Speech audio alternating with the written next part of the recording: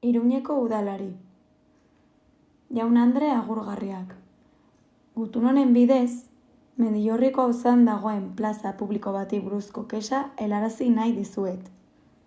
Zehazki, Lago, Concejo del Cano, Señorío de Eransus eta Concejo de Sagaseta kaleen artean kokatzen den plazaz ari naiz, eta bertan dagoen zakarrontzi faltaz.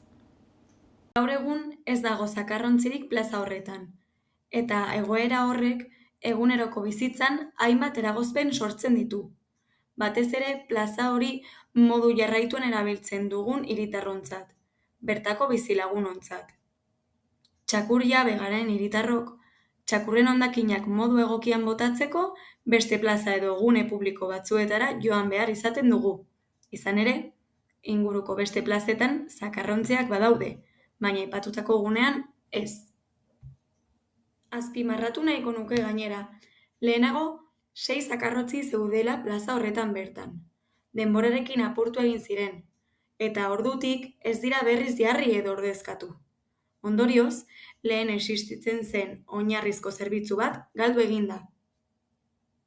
Hori dela eta, egoera aztertu eta zakarrontziak berriro jartzeko aukera kontuan hartzea eskertuko nuke. Zuen erantzunaren zain geratzen naiz.